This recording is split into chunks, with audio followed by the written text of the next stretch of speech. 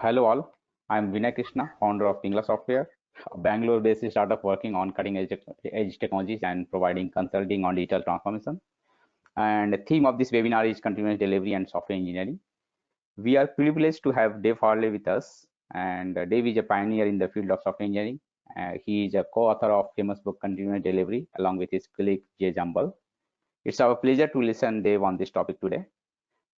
Before we will start, I would like to inform all the participants few rules that need to be followed during this webinar. Always remain in mute to remove that noise or any type of disturbance in terms of audios. Post your questions if you have any doubt, any question that you want to ask Dave today. You can post it into the chat window, and our team will be collecting those, and accordingly we will be giving it to or asking that questions to Dave. Last 15 to 20 minutes will be given to answer your questions. Okay. So hi Dave, thanks for giving your valuable time and accepting for this webinar. Hope you are doing well, because most of the world is right now affected with the COVID-19, and right now we are doing more on the online rather than having face-to-face. So here in India, there is a 21 days of nationwide lockdown. All of us are at home, and hope this webinar will help them to enhance their knowledge. So yeah, but we're doing something similar in the UK. So everybody's at home and busy trying to figure out how to live life online. Yeah, sure. And yeah, to all the participants, yes, stay safe at home and keep learning and keep doing your work, right? Okay, so the first question which I would like to ask is, Dave, when we look at like a continuous delivery, we are getting lots of different, you can say definition, different type of interpretation from the people, right? And this is really a good time when I can just ask you that, like, if you have to define the concept of continuous delivery and its relationship with software engineering, could you please spend some, or maybe you just highlight those things from your perspective? Sure. So I think that my favorite kind of sound bites to capture continuous delivery is about working in a way so that a software is always in a releasable state. Perhaps going in slightly deeper, what we're trying to do is that we're trying to optimize the process from having an idea to getting working software into the hands of users, and then figuring out what the users make of those changes. And when you start thinking about that, that starts encompassing more and more stuff. It kind of covers everything that's to do with software development, really. And we're trying to make that efficient, effective, and through high levels of automation, make it reliable and repeatable. And when organizations do that kind of thing, they see sort of dramatic improvements in the productivity, quality, and effectiveness of the software that they create. And that's a measurable outcome. So but one step further in terms of my definitions, I think that continuous delivery is widely seen as kind of state-of-the-art for software development approach these days. And I think that there are some very good reasons for that. I think that what underpins continuous delivery is the application of the scientific method to solving problems in software. And the scientific method is humanity's best problem-solving technique. It's the thing that's going to get us out of this coronavirus problem by applying the ideas of science and trying to figure out, the real answers. It's the thing that's allowing us to protect people by understanding the ways in which things like viruses work and everything else in the world works, and allows us to apply that kind of reasoning to solving problems. We don't tend to work that way very much in software development on the whole. But again, when we start applying those kinds of ideas to software, we get dramatically more effective outcomes. So this all kind of comes together and ends up being this kind of holistic approach to software development that has this profound impact on our ability to build better software faster. I'm working on another book at the moment. It's a long way from being complete, but the book is about software engineering, and I'm starting to believe that what we have with continuous delivery are kind of foundational principles for a genuine discipline in software engineering, an approach to solving problems that are more effective and more reliable, as I described before. So I've waffled a bit, but I think that's kind of those are the ideas that I like people to try and get hold of and to think about when they're trying to think about the definitions of these things. More prosaically, continuous delivery involves the ideas like deployment pipelines, which are mechanisms that allow us to automate much of the development process and gain that fast, efficient, high quality feedback and give us a platform on which we can start carrying out these experiments to understand the nature of our changes and the effectiveness of our changes. But I think those foundational principles of working so that software is always releasable and working to optimize the feedback so that we can learn and adapt quickly and effectively is really at the heart of what we're talking about.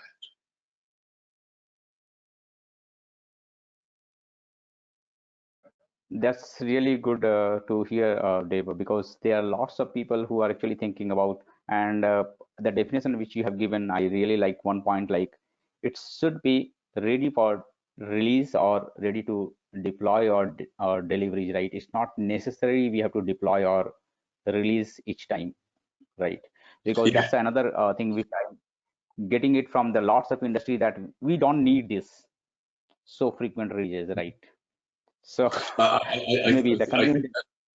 I think that's absolutely right. It's a common misunderstanding that there's another practice that's kind of part of the continuous delivery community of practices called continuous deployment, which is one step further. If your automation says everything's good, you just push the changes into production, and that's wonderful for some industries. If you're working so your software is always releasable, you can always release and you can take advantage of that. But you learn different things from doing that to working so your software is always releasable. If you're Tesla or Volvo Trucks writing the software for an automated car, you probably don't want to be updating the software every few seconds. That might be even dangerous to be doing that for some users. If I'm a Swedish lorry driver driving a Volvo truck around a mountainous, icy road, I don't want a software update at that moment. I'd rather the software update happened when my truck was in the garage. And so I think what continuous delivery does, what working so that your software is always in a releasable state does, is allows the business then to make the choice of when to deploy. I'm a consultant and I advise clients around the world on how to improve their software engineering practices, and I've done a fair bit of work over recent years in companies that build healthcare systems of one form or another. These machines are classed as machines that can kill people, so that there are high level of regulation around the release of those. You simply can't release those sorts of things into production on a frequent basis, because the regulation currently as it stands prevents you from doing that. Now, I think there's some issues around that kind of thing. It might be better to change some of the regulation to be a little bit more lenient, but nevertheless, you can't do that. But you can still gain huge advantages and impacts from practicing continuous delivery and being clear about whether your software is working or not. One of the many benefits of working so your software is always releasable is that you always know that it's in a healthy state and ready to go. Yeah, I agree. And actually, you have touched upon the point which actually I thought after one or two questions I will come back to that, which is related to those organizations which are mostly on the regulations related domain, and how much they will be able to embrace this continuous delivery in that case, right? So we'll come back to that point, but before that, I just wanted to add one more thing, which normally people feel that when we are going to talk about continuous delivery, it's just an automation, and that is what we are going to talk about. And if that is all the continuous delivery, then do you feel that it's really looking at, yes, automation could be one of the very important part, but how do you see that people are talking about, like mostly on the automations, they start with the continuous delivery adoption? So I think that is where most people start, most organizations start. I don't think there's anything wrong with starting there, but as you allude to, automation alone is not enough. When I talk about this with my clients, I advise them that you've got to make changes and become good on 3 different fronts. You've got to be good, excellent at the technical stuff. But you've also got to take seriously the organizational disciplines and organizational performance and cultural disciplines and cultural performance. It's not enough to build the world's greatest deployment pipeline if people don't adopt the disciplines of automated testing and relying on the feedback and making evidence-based decisions and working so that the requirements are flowing frequently and you can change your mind and adapt to what you learn. Those are all fundamental practices that go beyond the simple automation. I think what the automation does, though, and there's some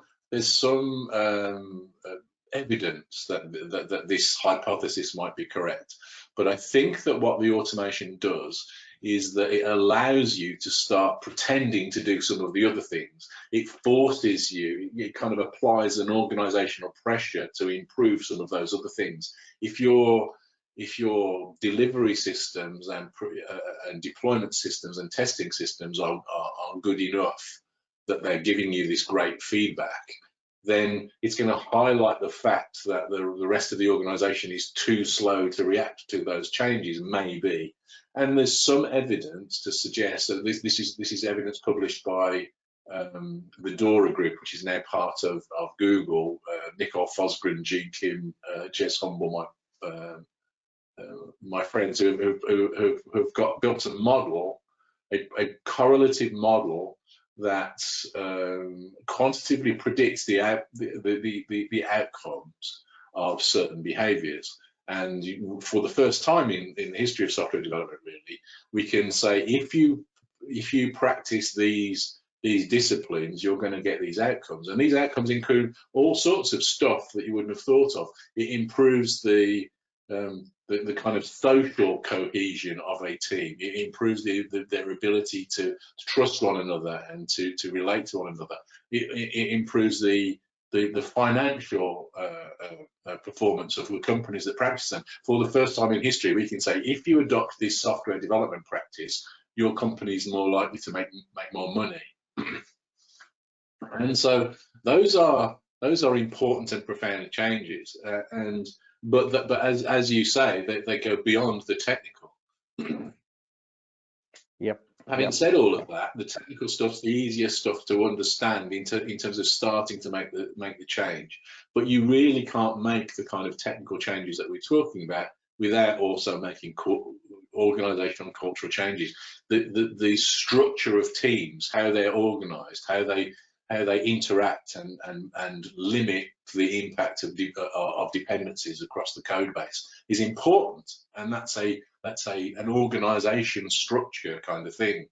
I once did some consultancy for a company in Canada, and I think the most useful piece of advice that I gave them over a 3-day period of consultancy was to tell them to move their product owners from floor 5 to floor 3 so that they sat with the development teams. So there's all those sorts of behaviors that are deeply important, as well as the technical practices of having really efficient build systems and high quality feedback systems that give you good test results and large bodies of automated testing. All of that stuff is important. It's very important, but so is all of the other stuff. So I think of this continuous delivery, this very holistic, all-encompassing approach to software development. One of the debates I often get into is DevOps part of continuous delivery, or is continuous delivery part of DevOps? I think it's the first one. Some of my friends think it's the other one. Yes. I mostly I was seeing this debate like, okay, continuous delivery is quite big, and then DevOps could be like a small portion there, or maybe somebody will say that DevOps is quite big, continuous delivery should be part of that, and yes, so on. But okay, one thing which you have informed, and I just want to reiterate that part is, yes, of course, that tool adoption or technology adoption is required, necessary. It's a foundation, because that helps us to get the quicker feedback. And as a technology company, mostly we feel it's easy to understand those, and adopt. So as a development team or IT team, whoever, like any new tool comes, and we actually start adopting. But yes, what you have also added a one point, like it will not give you that 100%. So it will give you some good result, but yes, not like what we are trying to achieve here. So just adding here one more thing, like if you have to tell, like what is the most important factor among people, process, and tools in order to achieve continuous delivery state for any organization. So the same thing what I'm just trying to tell you, like most of the cases organization jump into the tool adoption, like okay, let's containerize, or maybe go with some new tools, new jargons, right? What is your experience? So what you feel like, okay, how this order should be maintained, like how we can just achieve like fine tuning the processes also, or breaking the silos between the different department groups you have mentioned about, like and adding the finance team as well, right? So or maybe that specific skill set people is very important. Or so how do you see that? I understand all are important, but if you have to tell anyone, like okay, how they should start or initiate their internally that uh, transformation basically, so what is the order from your side? I think the I sometimes run training courses for clients and for and public training courses and for people talking about continuous delivery. And my objective in those training courses is really to get one idea across during the course of the training course, and we'll explore that in some depth and what it means. But that idea is the idea that what we need to establish is fast, efficient, high quality feedback. We need to work everything that we do in continuous delivery is really focused on trying to improve the speed, efficiency, and quality of the feedback that we get when we make a change. And that's across the board. That affects everything. And we want feedback on everything. So we want feedback on the technicalities that we're talking about. If I'm a software developer, I'd like to be, the fastest feedback that I can get as a software developer is I'm typing away and I'll get a red squiggly line in my IDE that says that I've done something wrong. So using the tools that we can give you that kind of feedback, making designs in your code that allow you to get that instant almost response to the stuff that you're doing, that imply that when you're heading off and you're making a mistake, that that's the case, and that's the fastest feedback we can get. So we can use those sorts of design techniques. That they will enhance our design techniques if we start using those sorts of tools efficiently.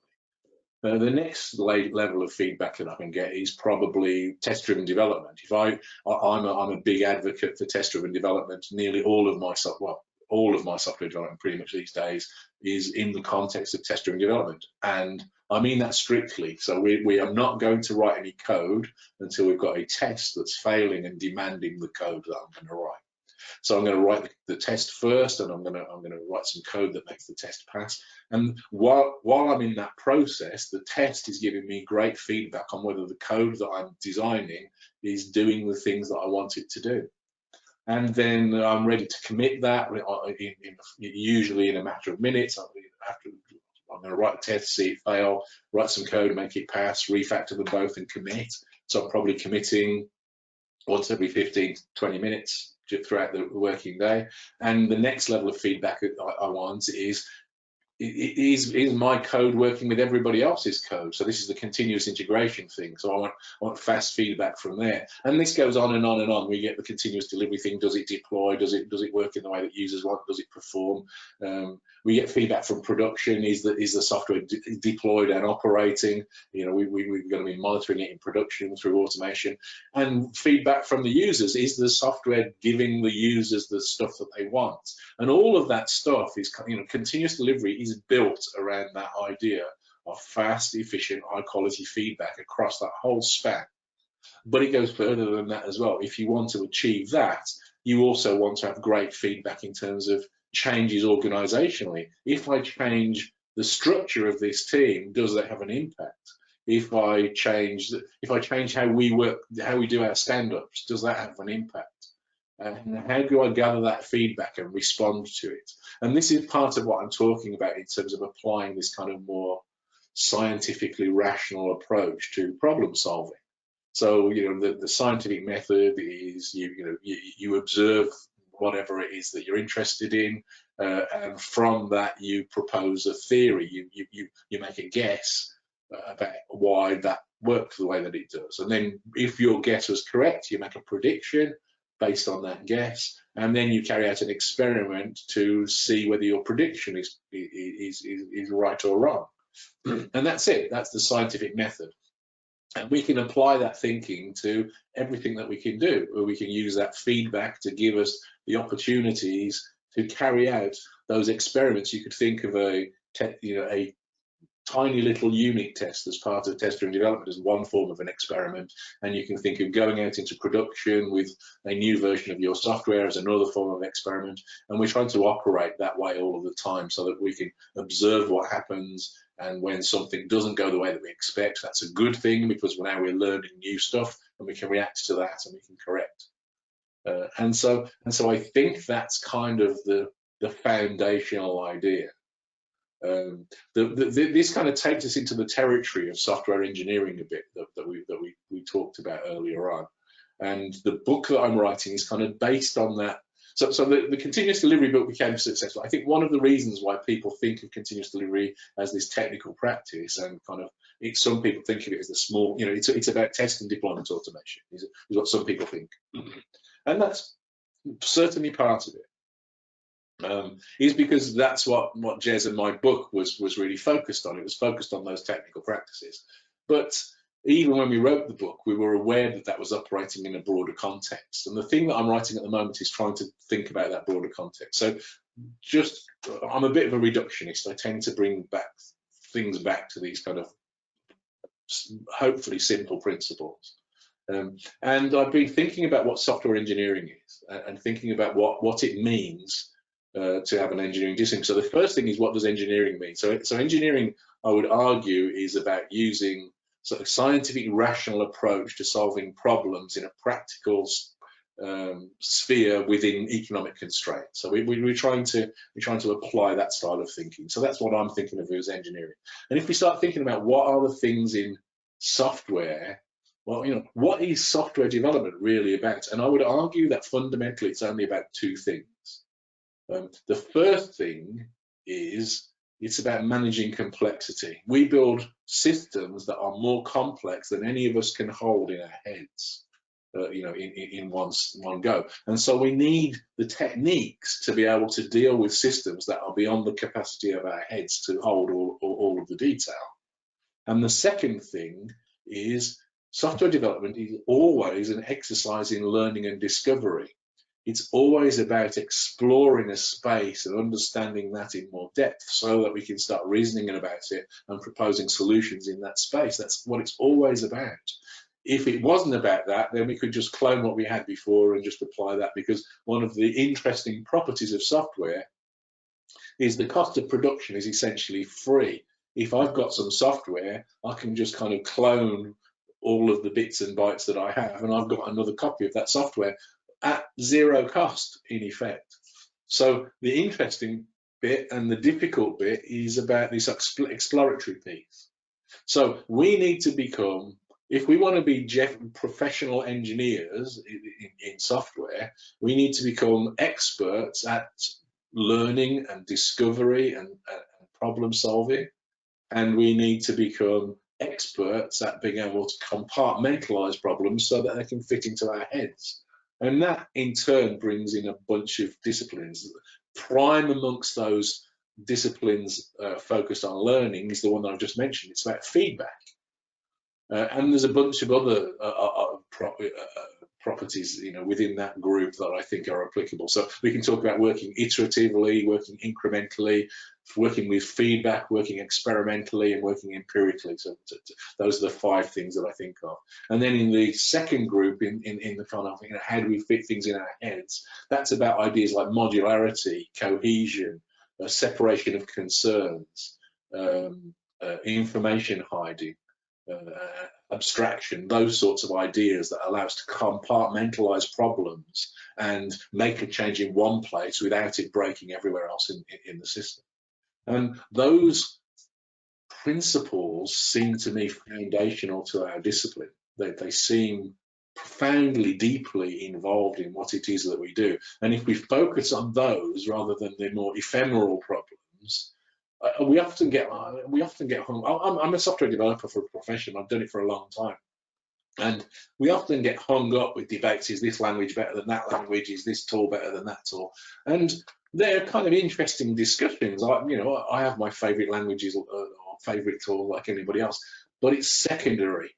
The stuff that I've just talked about, those practices for learning and the practices for compartmentalization that allow systems to fit inside our heads, are more deeply important, more generally applicable than any tool or any language or any operating system or any one single technique.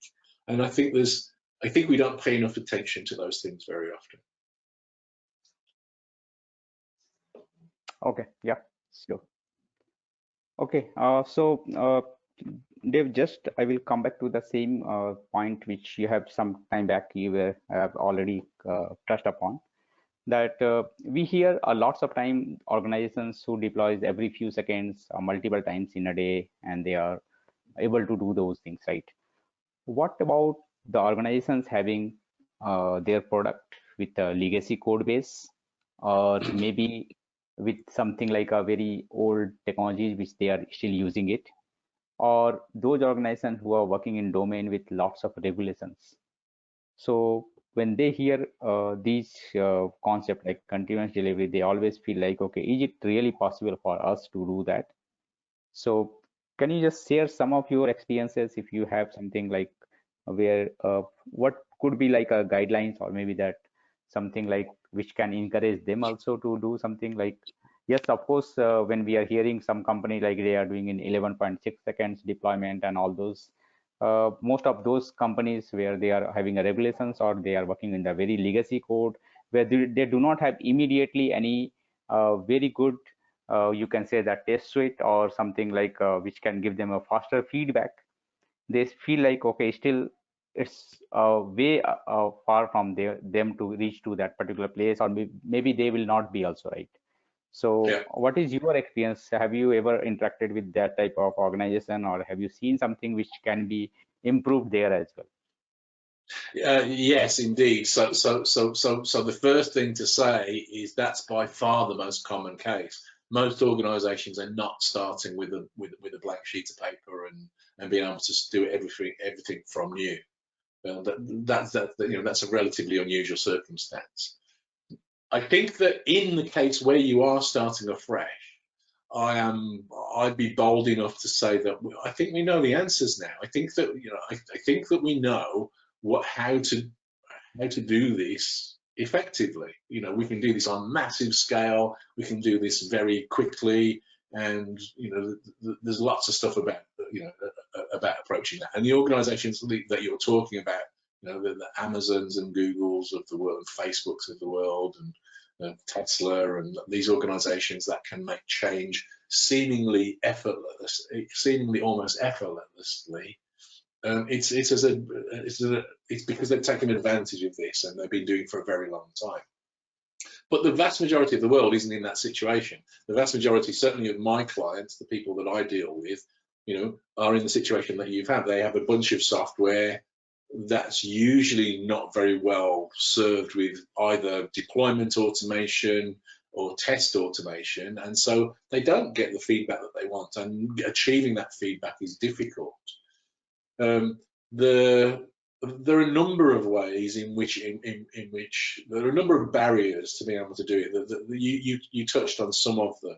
So there are organizational barriers. The ways in which teams are structured has an impact on the way in which the software is structured, and that tends to surface dependency problems. So if I'm working in one of those teams, if you and I are working in one of those teams, and I make a change in one part of the code, I've got to test it with everything else to be certain that I haven't affected your work adversely. And so you get people in those organizations talking about end-to-end testing and stuff like that. One of the, if you look at somebody like an organization like Amazon, one of the things that one of the reasons why they can release every 11.2 seconds or whatever it is these days, into production, is because each piece of code is relatively small and contained and separate from all of the rest.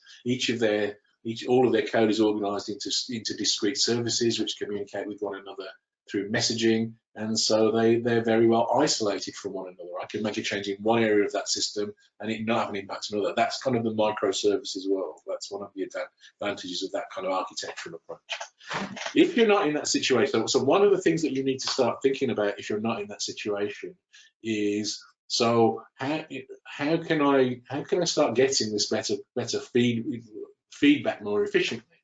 And test automation and quickly followed by deployment automation is your friend. That's the thing that can start making a big impact on the efficiency of your approach. The problem with test automation is that if you want to be operating at the leading edge and doing the best possible practice, then you're going to be doing test-driven development, acceptance test-driven development, and so on and so on and so on. And the software that you would produce out of the back of that kind of process isn't the same shape. It doesn't look like software that wasn't written without that deep involvement of test automation. Because testable software, has some certain attributes. It's testable software is more modular, better, more loosely coupled, better information hiding, high cohesion, good separation of concerns, and those are as a side effect, those are the attributes of high quality software too. So test automation tends to drive you towards designs that are of higher quality.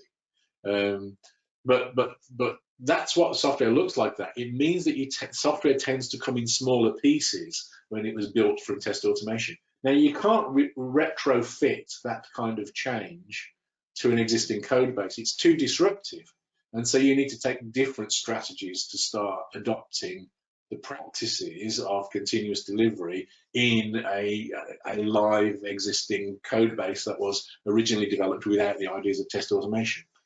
Where you want to get to in teams in that situation is that you want to get to be able to do new work in the new way. You want to be able to do new work, test-driven, using automated testing, validated, and so you can make change with confidence.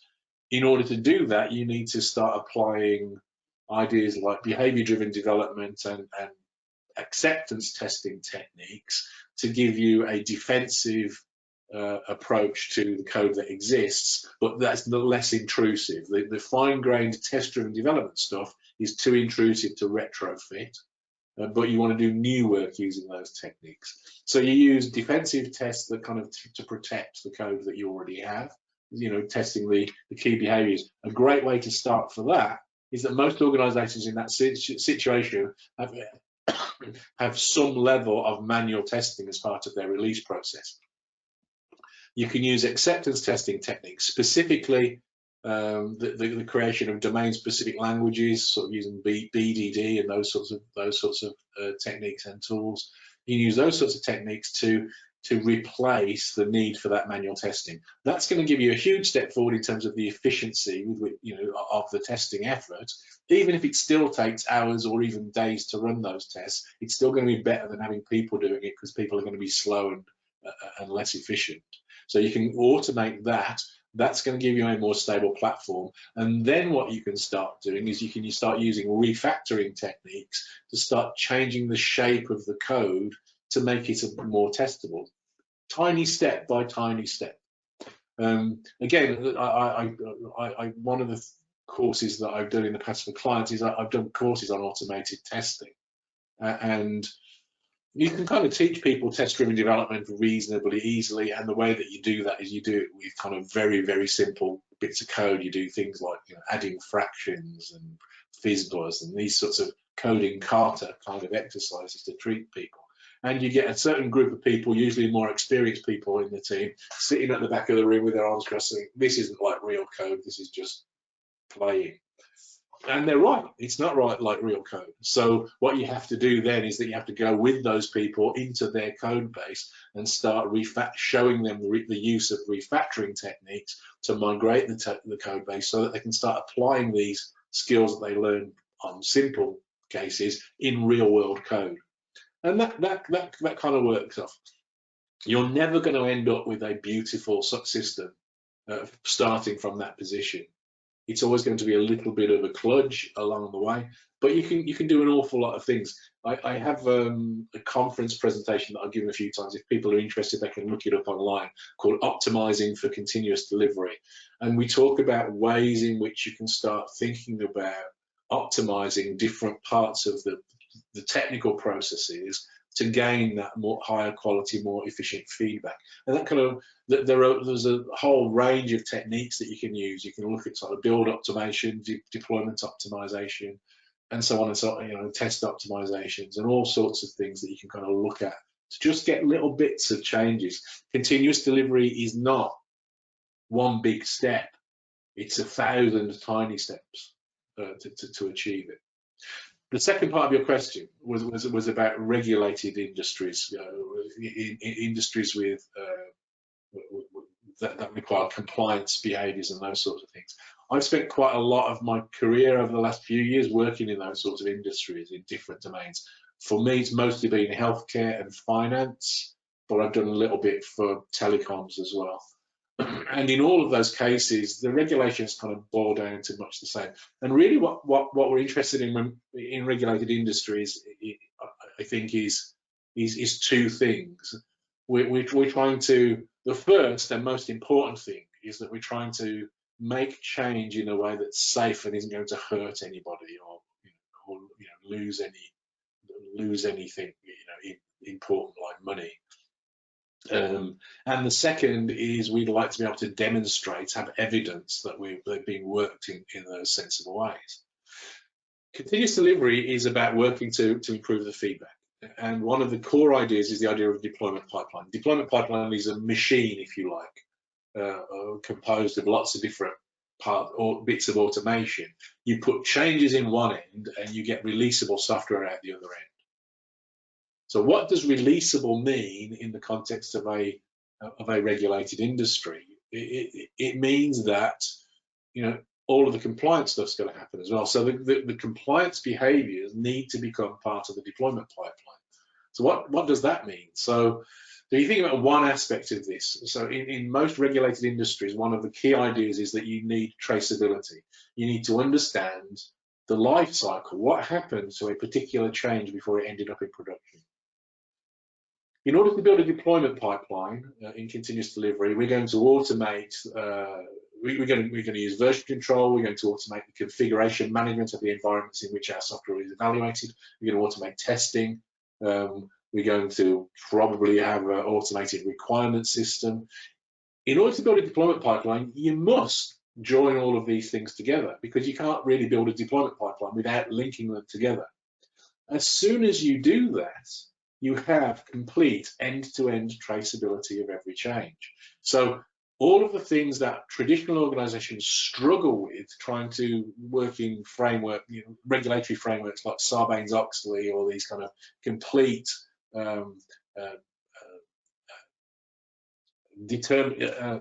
complete traceable frameworks. And most organizations find that really difficult. In continuous delivery, it's free. It's a side effect of a deployment pipeline. If you've got a deployment pipeline, you have that.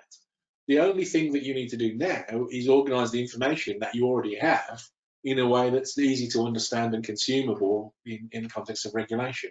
My argument is that it's not only is it easier to work in regulated industries practicing continuous delivery, I don't believe that you can be genuinely compliant with regulation if you don't practice continuous delivery. Regulated industries demand this level of thoroughness. They demand this level of rigor and insight into the changes that we're making to our production systems. And continuous delivery is the only way that I can conceive of that gives you that ability. I've worked with a few industries, and there's a growing movement of people that are starting to use the term continuous compliance. And in those industries, what we are doing is that we are trying to achieve what I've said. I was in one of the projects that I was involved in, where while I was writing the continuous delivery book, was building one of the world's highest performance financial exchanges. And this was a heavily regulated industry. This was working in regulation. We had a deployment pipeline for our entire enterprise system, and complex system which involves sort of 30 or 40 external integrations with external third parties, very high performance systems, vast amounts of data, all sorts of things. We could make any change and evaluate it and have a releasable outcome in 57 minutes. And part of that is that within that 57 minutes, it was, if it had passed our deployment pipelines validations, it was also compliant.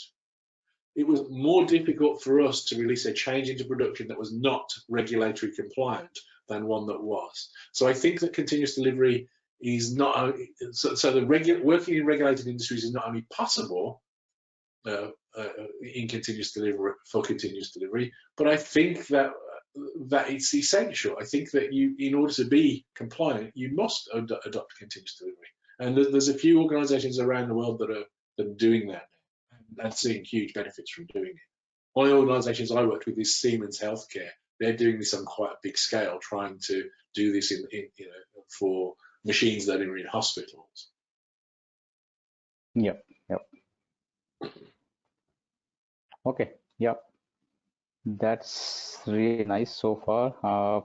Yeah, I just wanted to add what you have told. I really agree with that, because if we are able to create a complete chain of, like, you can say, we can use a value stream map, and we can optimize each of the places where we are finding there is a waste or there is a delay. That is something we can start anywhere in any industry, right? Yes. Okay, that's fine. So we are at 3:45, and we are looking at some of the questions from the participants. So if you have not typed your question so far, you can just post in this chat window. Meanwhile, whoever has already posted their questions, I will just read it out, and we'll see that how much we can cover. So one question which has come, somebody was asking about, yes, I know I'm also not very much in favor of that, but yes, what is your view of, like right now there are lots of certifications. Do you have anything which is on continuous delivery certification also, like continuous delivery architect certified or something that you so how do you see this certification things? There are a few certification schemes around. There are a few organizations that are trying to establish certification schemes. There are. I confess that I'm not a fan. I'm not a big advocate for certification schemes. It's not that I don't think that training is important, but if you've got a certification scheme, I think one of the defining characteristics of a certification scheme is that you should be able to fail the certification. If I pay my £500 and go on a Scrum Master course or something like that, if I don't do very well, I don't not get the certificate. I get it because I paid the £500, not because I was good at it. And I think that's I've had this conversation with a few. I've been approached by a few people to kind of endorse their certification schemes in continuous delivery, and I've said, and my first argument was okay, but we've got to be able to fail people if they don't pass the exams or whatever, and that's kind of ruled me out of being involved every time I've had the conversation. And I think that's a must-have. So if I'm honest, most of the organisations that I've worked with didn't value certification schemes as indicating, that somebody was better at their job than not. And I think that's a shame. I think that there probably should, if you think about, engineering in another discipline, a a civil engineer or something like that. My bet is that there are training courses that those people go on that do give them new skills and are definitely the case. We need those sorts of things, and I think certification kind of has a role. I just don't think we do it very well on the whole in our industry. Now, that's not a great, it's easy for me to say. I've been practicing software development for a long time. I am experienced at it. I can speak about it with some degree of authority. And so it's easy for me, in a job interview situation or something like that, saying, yeah, I can understand this, and but I don't have any qualifications in any of these things, but I have the experience. So it's easy for me to say that. And certification can give you advantages in some cases. So, if I'm being honest, I think that we do need better training for people. The trouble is it's mixed in with the commercial aspects. And most of the certification schemes that I'm aware of are really about making money for the certifiers rather than enabling the certified people. And so I'm a little bit skeptical. I would like to see better training and better certification mechanisms for people, but it's a difficult thing to disentangle now. There are. This is kind of a clash of cultures. There's the enterprise world, large organizations like certification schemes because it allows you to identify people and pigeonhole people easily. I've worked in big software projects, but I think that mostly I would think of myself as kind of small team mentality. So the way that I do big software projects is that you divide the problem up into lots of small teams and you give the teams autonomy. In those kinds of organizations, they tend to be less focused on certification. And I honestly don't know whether that's a good thing or a bad thing, but I think it's a thing. There's a clash of cultures going on here. And so I am not, certainly when it comes to things like Scrum and SAFe and those sorts of things, I think it's more about selling the training than it is about enabling people. And I think that's a shame. Mm-hmm. Yep. Okay.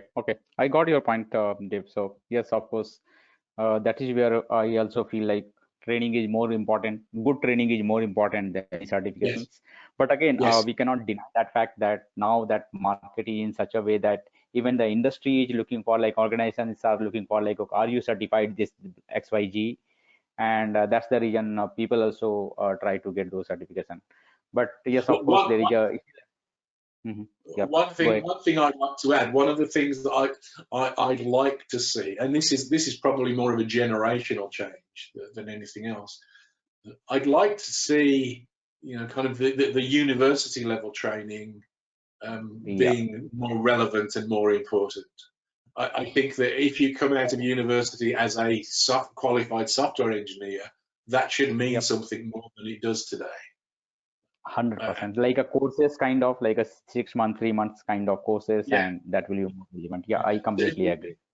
It's one of the weird things about our profession is that it's not really a profession. It's a trade. If we were surgeons or engineers even in some disciplines, if we made a mistake, we'd be if I'm a surgeon and I killed too many people because I was lax and not taking care, not washing my hands or something like that, I would be stopped from being a surgeon. If I'm a software developer and I write crap code all of the time and result in production fields, I don't get the sack. I'll probably just move on and get a pay rise somewhere else. So we're not really a profession, we're a trade. And I think that there's some of the stuff that we do is important enough that maybe we should take it more seriously and be a little bit more professional. Okay, so time to our next question. That is from Hari Krishna, and what he's asking is, which metrics are relevant and add value throughout the continuous delivery process? I'm going to point to a couple of great books to look at for this. The first is Accelerate. It's from Nicole Fosgren, Gene Kim, Jez Humble, and this is the subtitle is Lean Software Development, the science behind lean and software development. the science behind lean and DevOps is the subtitle. And in that, they talk about two key measures, and the measures are stability and throughput. So stability measures are in two groups. So how often do you find a bug at this point in the process, and how long does it take you to recover from that bug when you find it there? Those are stability metrics, and they're a measure of quality. The second group of metrics is throughput. How efficient, so how fast can you produce releasable things, and how frequently are you able to get those releasable things into production? And those are measures of the efficiency of your development process. In the Accelerate book, they've built a whole correlative model based on the measures of stability and throughput. They categorize teams into low performers and high performers based on stability and throughput, and only those measures. And then you can kind of make these correlations. Teams that are high performers in terms of stability and throughput, their organizations make more money than others. They produce software with dramatically fewer bugs, and so on and so on and so on. And so that's really important. The second book that I'll point you at is an ex-colleague of mine, a friend of mine, Steve Smith, has written a book called Measuring Continuous Delivery. And what he did, he was working in a project in government in the UK, and was responsible for the deployment pipelines for 60 different teams. And he used stability and throughput measures to kind of catch data and then interpret how teams were doing, and then offer them help and advice based on the places where they were struggling, or get the teams that were great to talk to the teams that were not doing so well, and all that kind of stuff. And he's written a book called Measuring Continuous Delivery, it's a lean pub book, but really good book on the application of these stability and throughput metrics. So I think those are important metrics. You can, if you think about making any change, let's say we wanted to change our stand-ups, and we had a theory that if we did something different in our stand-ups, they would be better. We could track stability and throughput, and did the change in our stand-ups have an impact on either the quality of the code that we produce in terms of its stability, or the efficiency with which we could produce it, the throughput. And if it doesn't move the dial on either of those, it's probably not worth making the change. So it's a really, really powerful and useful metrics. Great. Yeah, good. I'm just looking at any other question which is very much relevant. Okay. Somebody has asked, what are the best practices for continuous delivery? The number one practice is we want to be producing releasable software at least once per day. And great. That's hard. That's really difficult. You don't have to release it. You don't have to put it into production, as we talked about before, but you want to get to a releasable outcome at least once per day, because without that, it's really difficult to stay on top of the failures. I've got this, it's only a theory. I don't have the evidence for this, but I've got a theory that if you do an overnight build, say, and you run all of your tests overnight and you do all your builds overnight, you will be living with about 5 or 10% of your tests that are always failing. Because if you think about it, it's obvious why. If I make a change and I commit that change and I don't find out until the next day that I broke something, and I immediately know what I did and I fix that change, it's not going to be fixed until the day after. So there's always going to be a level of tests that are failing in that work. If I bring that time within the same working day, ideally under an hour, I usually advise my clients to aim to be able to produce releasable software in under an hour.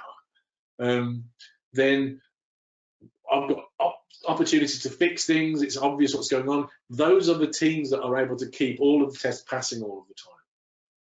And that's a big step forward. It's really hard to get there. It's really difficult. You've got to do all of the optimization things and so on. But it's kind of a health check. It's kind of, if you can do that, you are doing, whatever else is going on, you're doing well. Right. Okay. One more last question, Dave. So when we are talking about continuous delivery, mostly it looks like a technical practices, technical guys like automation engineer, developer, tester, and different type of people like IT people and all. What is the role that you feel like leadership going to play in this entire continuous delivery transformation? I think leadership is important, but management isn't, kind of. So you want leadership. So I think that the goal of leadership is really to eliminate, to establish a vision. You know, let's go over there and do this amazing thing. So, you know, I have no idea to do it because I'm a leader. I'm not going to tell you how to do it, but let's do this thing because that would be really good. You're the engineers, sort it out.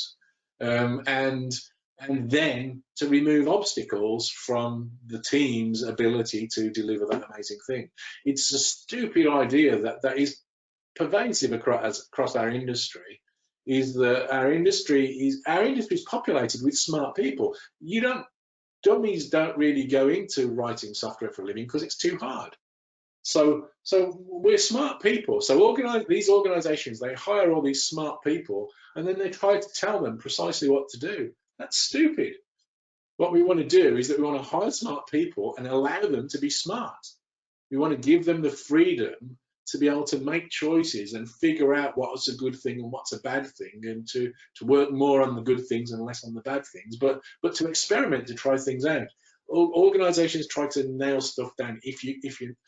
There's a great, Jeff Bezos is quite a good source of the CEO of Amazon is quite a good source of quotes in this space.